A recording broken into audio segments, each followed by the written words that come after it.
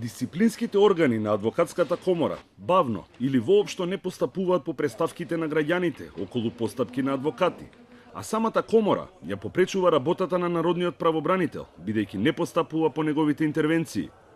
Македонската радиотелевизија, заедно со УЈП, незаконски наплатува радиодифузна такса, а канцеларијата на народниот правобранител добила над 1000 представки од граѓани кои биле спречени да докажат дека неосновано се евидентирани како врзници за плаќање. Скопскиот водовод и канализација ги крие информациите од народниот правобранител околу отпишувањата на долговите за потрошена вода и комунален отпад. Водовод ниту одговорил на прашањата на омбудсманот, ниту пак ја доставил бараната документација. 5 случаи на полициска бруталност се евидентирани од представници на народниот правобранител и за нив се поднесени кривични пријави. Меѓутоа, јавното обвинителство допрва треба да ги процесуира и со тоа да стави до знаење дека бруталноста нема да се толерира. Кабелски оператор склучил договор со лице без деловна способност, а потоа се заканувал со тужба кога неговиот старател се обидел да го раскине. Скопјанка, која живее во Ѓорче Петров, на молба од скопскиот градоначалник отстапила дел од својата куќа за да може да се пробие улица. Како компензација добила ист дел од куќата изграден на државно земјиште. Меѓутоа, општинската инспекција ја прогласила за дивоградба и ја урнала и покрај барањето на народниот правобранител за време на одлагање. Ова се само мал дел од случаите на кои работел омбудсманот во 2016 година. Според официјалните информации, Канцеларијата на народниот правобранител минатата година добила 3775 представки од вкупно 4200 граѓани. Во 2016 правобранителот постапувал по 4718 представки. Над 1000 добиени представки се однесувале на финансиите и финансиското работење, а веднаш зад нив е правосудниот сектор, за кој граѓаните поднеле 577 представки.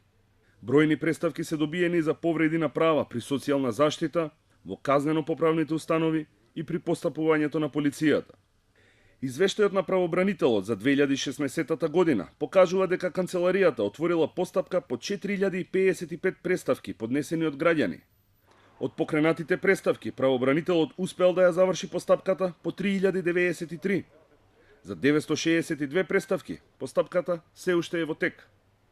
Во околу 1500 предмети по кои постапи народниот правобранител минатата година беа констатирани повреди на човековите слободи и права. Во 90% од овие случаи, државната администрација и јавните предпријатија ги прифатија интервенциите на омбудсманот. Народниот правобранител во својот извештај упати остри критики до неколку министерства и државни институции кои одбиле да постапат по нивните укажувања или пак воопшто не соработувале.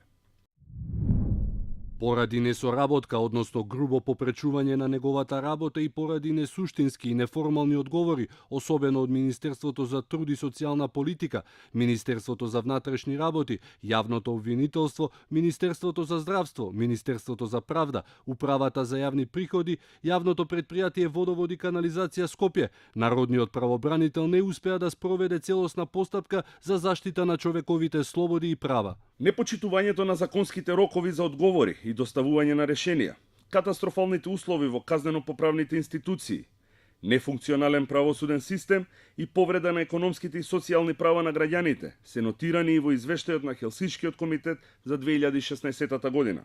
Како и правобранителот, и комитетот има своји препораки како да се надмине моменталната состојба за системот конечно да профункционира во корист на граѓаните.